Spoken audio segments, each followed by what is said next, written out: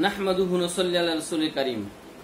দ্বিতীয় একটি মসলা নিয়ে আপনাদের সামনে উপস্থিত হয়েছি।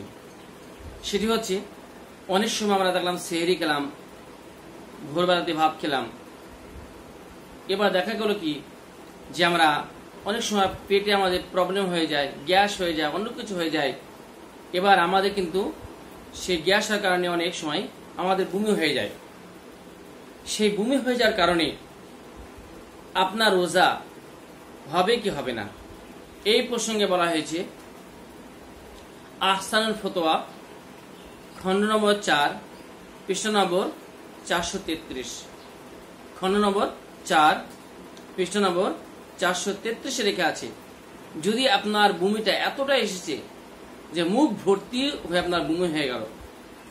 মুখ ভর্তি কাকে বলা হয়? এর সঙ্গে বলা হয়েছে, যখন আপনার বমি আসছে আপনি আটকাচ্ছেন কিন্তু মুখকে আপনি আটকাতে পারলেন না, তবুও বমিটা হয়ে গেল, একে বলে মুখ ভর্তি বমি।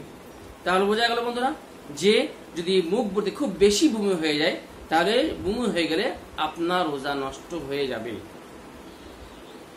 বিশেষ করে খেলা বই, যদি সামান্য বমি হয় এতে রোজা ভাঙবে না, কিন্তু যদি খুব বেশি বমি হয়ে যায় আপনার রোজা নষ্ট হয়ে গেল।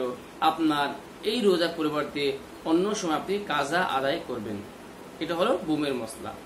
ঠিক আছে বন্ধুরা, আশা করি আমাদের ভিডিও আপনার ভালো লাগবে। অবশ্যই আমাদের নিউ আল আমিন মিডিয়াকে আপনারা সকলে শেয়ার করবেন এবং সকল বন্ধুরা সাবস্ক্রাইব করবেন। আসসালামু আলাইকুম ওয়া রাহমাতুল্লাহি ওয়া বারাকাতুহু।